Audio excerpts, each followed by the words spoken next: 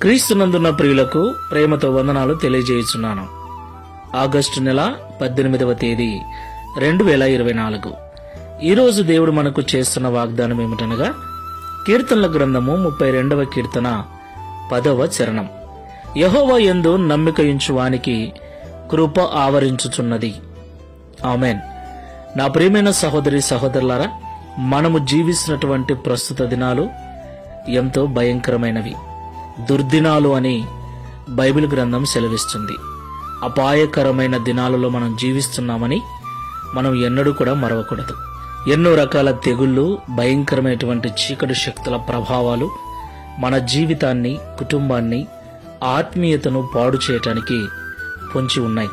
మరి ఇలాంటి భయంకరమైన దినాలలో మనము, మన కుటుంబము క్షేమంగా దేవుడు మనకు అనుగ్రహించిన ఆయుష్ కాలము తీరేంత వరకు సంతోషంగా ఈ లోకంలో బ్రతకాలి అంటే దేవుని యొక్క కృప మనకు చాలా అవసరం.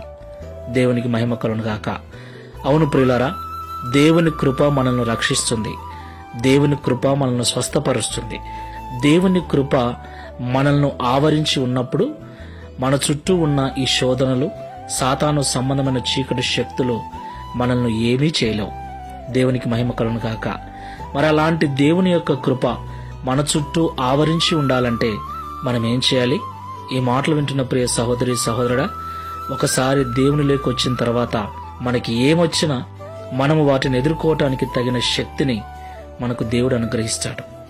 ఆ దేవుడు అనుగ్రహిస్తాడన్న నమ్మకం నీకు నాకు ఉంటే మన చుట్టూ ఆయన కృపను వైఫై లాగా ఆవరింపచేస్తాడు. ప్రార్థన చేసుకున్నాం. సర్వాధికారి, సర్వశక్తిమంతుడా, మీకు స్తోత్రాలు చెల్లిస్తూ ఉన్నాం. యెహోవా యందు నమ్మికయుంచు వానికి కృప ఆవరించుచున్నదని నీ దాసుడైన దావీదు ద్వారా మాతో మాట్లాడినందుకు స్తోత్రాలు. ప్రియ తండ్రి, ఈ భయంకరమైన దినాలలో, ఈ చెడ్డ దినాలలో మేము, మా కుటుంబము సురక్షితముగా, మా ఆత్మీయత దెబ్బతినకుండా ఆరోగ్యంగా జీవించాలి అంటే, పరిశుద్ధంగా జీవించాలి అంటే నీ కృప తప్పకుండా మాకు అవసరమని మాతో మాట్లాడారు. మాకు తెలియపరిచి హెచ్చరించినందుకు స్తోత్రాలు చెల్లిస్తున్నాం. నీ కృప మాకు తోడుగా లేకపోతే ఈ లోకంలో మా జీవితం సజావుగా సాగదు అని కూడా మాకు తెలియపరిచారు. నీ కృప ఉన్నతమైనదని, శాశ్వతమైనదని, నీ కృప ద్వారానే మేము రక్షించబడ్డామని పరిశుద్ధ గ్రంథం సెలవిస్తుంది. మరి అలాంటి నీ కృప మాకు తోడుగా ఉండాలంటే నీ యందు సంపూర్ణ నమ్మిక కలిగి ఉండాలని మాతో మాట్లాడి హెచ్చరించినందుకు స్తోత్రాలు.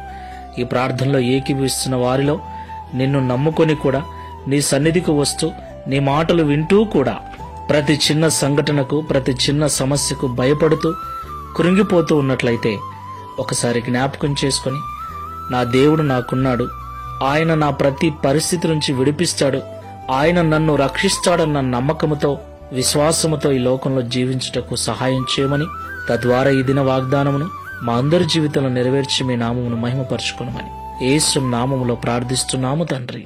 Amen. Praise the Lord. God bless you.